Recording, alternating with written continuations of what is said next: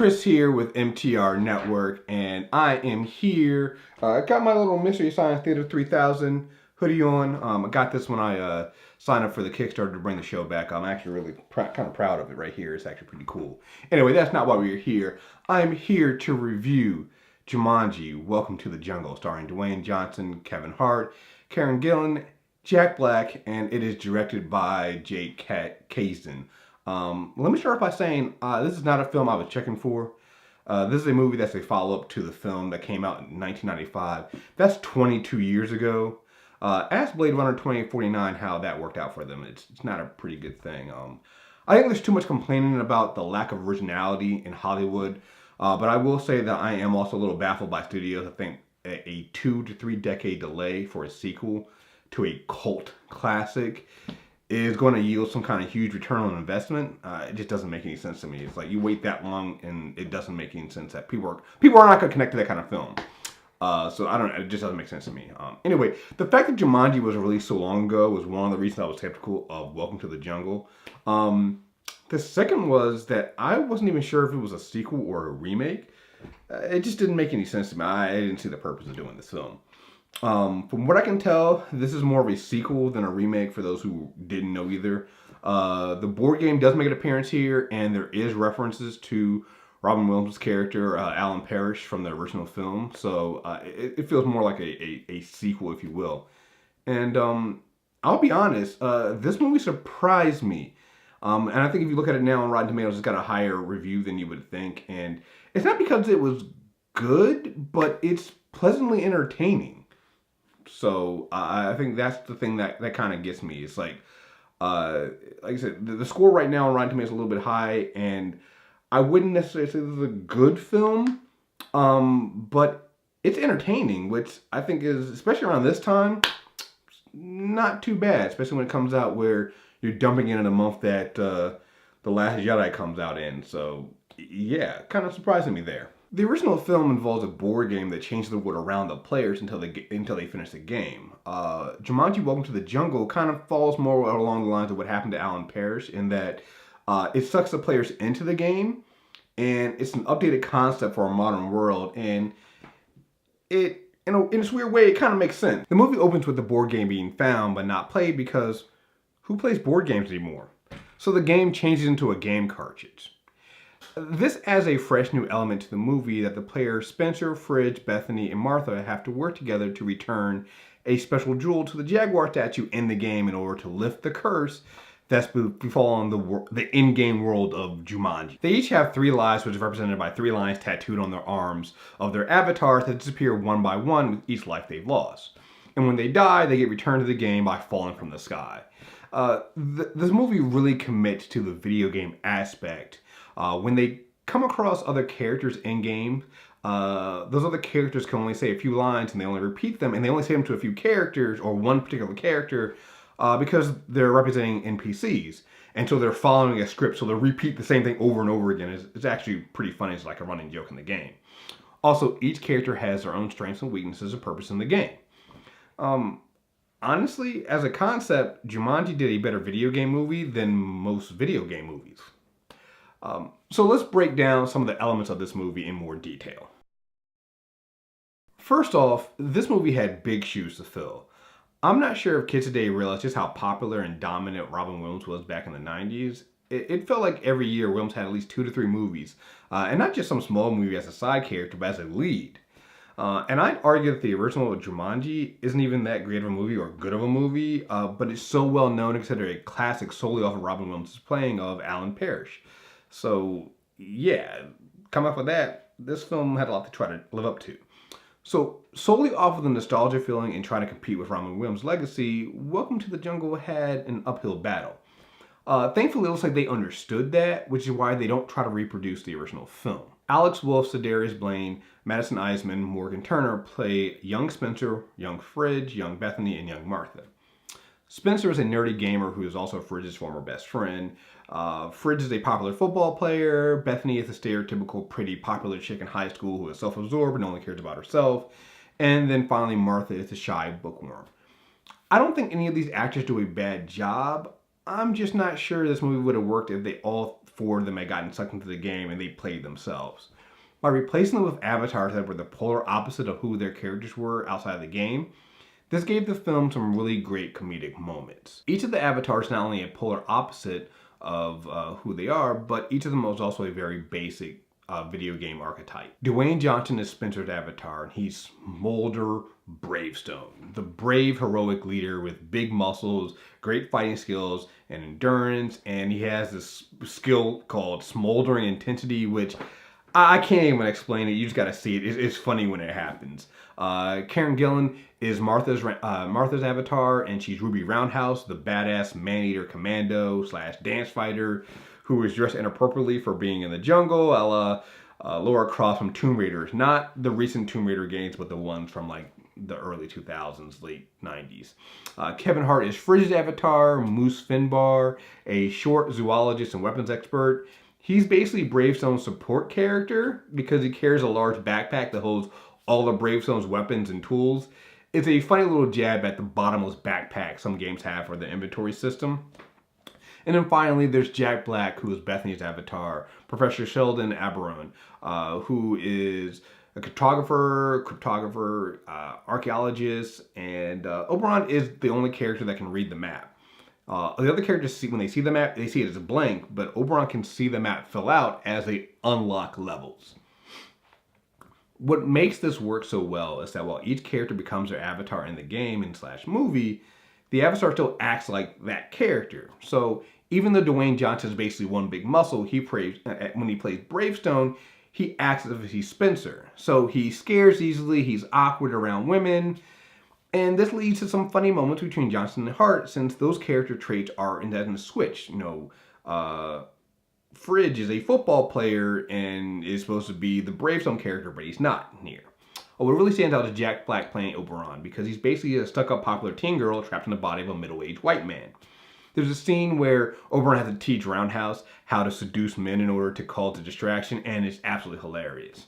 Oh, and since Bethany has never seen a penis because she's a girl, when Oberon has to go to the bathroom, it's pretty fucking funny. It's a long-running dick joke in this game, but it's a long-running dick joke in this movie, but it's not like a grossed out dick joke like you would get tired of like a James Franco movie or a Seth Rogen movie. It's actually it's just pretty funny. It actually works really well. It's not obscene. It's just hilarious. Like, she doesn't know how to go to the bathroom because, well, she has a penis now and it doesn't understand like how to use it. And so Jack Black plays that really, really well. And it's just really great.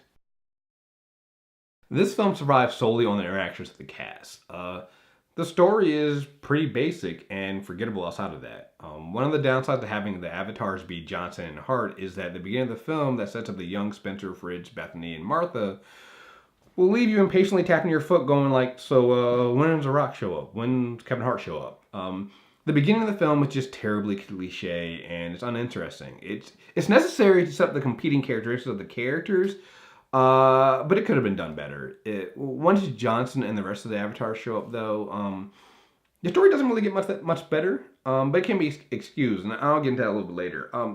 Once in game, the story is basic because, well, the game is basic. You follow the map, you collect the missing pieces, you return the eye of the Jaguar. It's basically a straightforward linear gameplay, even down to a weak villain. Bobby Cannavale plays Van Pelt, and Van Pelt could have been left out of this film completely. He serves no purpose. He supposedly became corrupt when he stole the Jaguar eye, and therefore caused a curse to fall upon Jumanji, but nothing is really truly explained. We just get some really creepy moments with him, with centipedes and other critters crawling out of his ears, and nothing really with that is explained. I mean, they could have really done without him completely.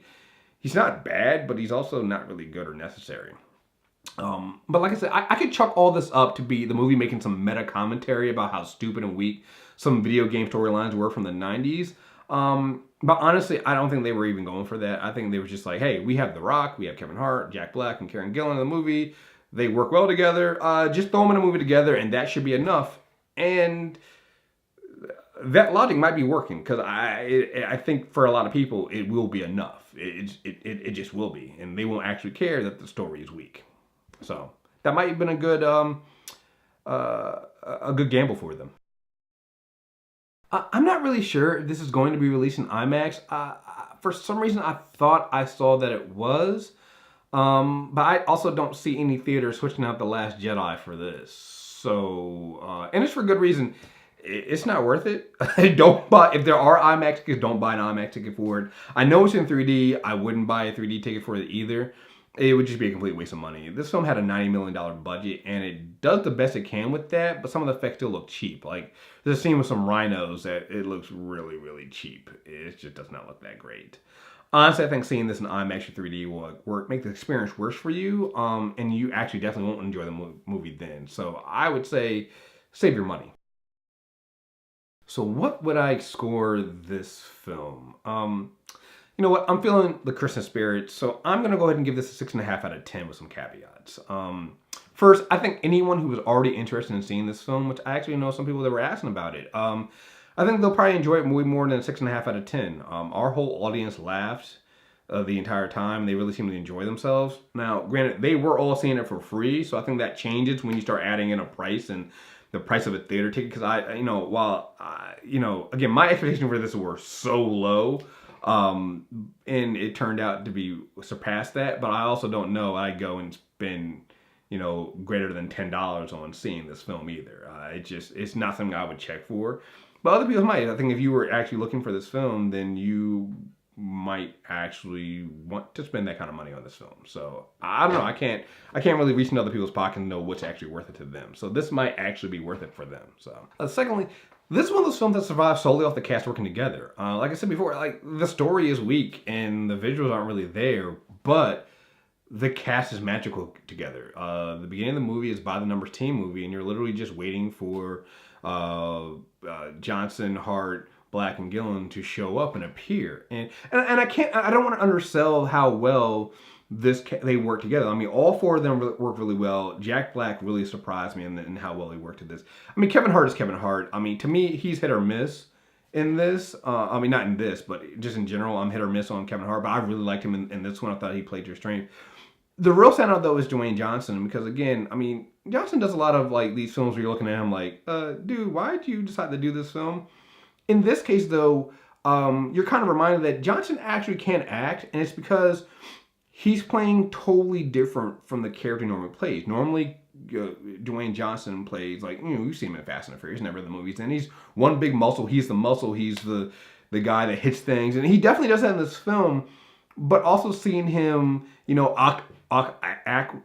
also seeing him act awkward around women. There's a really funny scene with him kissing a woman that is just, it is like he's never done it before. It's actually hilarious.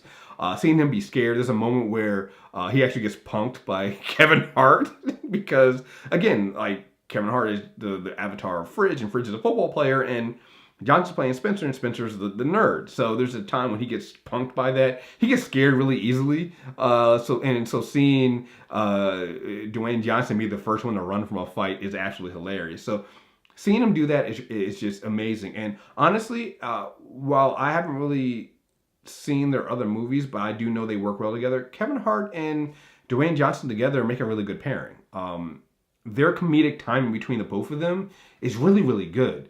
And it's actually the point where, we've seen the beef between Tyrese and Dwayne Johnson. I actually think that it would be actually pretty funny if the Fast and Furious movie replaced Tyrese with Kevin Hart. Like, still have Kevin Hart playing Roman, but just have all of a sudden have Roman being played by a different actor that's 2 feet shorter than before, and see that play off there. And I think it would be absolutely hilarious. Those two work really, really well together. And I think that's going to be enough for a lot of people. I mean, yeah, you can't underestimate that entertainment value. It might not be the by the numbers good movie that we tend to look for, but when you have a film that just survives basically off the cast and is enjoyable, I think it's enough for some people.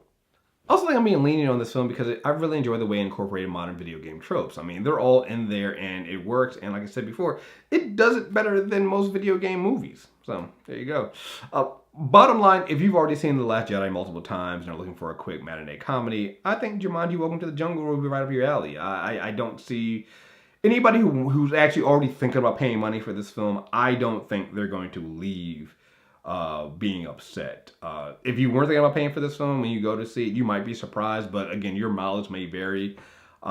This is definitely one of those films that if I saw it on TV, I'd probably leave it on and let it play around in the background, because again, the moments are funny. Its story doesn't make any sense and it's trash, but the characters themselves is pretty good. So there you guys have it. That is my review for Jumanji, Welcome to the Jungle. I think later this week, on Friday, I'll be releasing another video, another review on Darkest Hour. So stay tuned for that. And we have plenty of other stuff coming out here on this channel.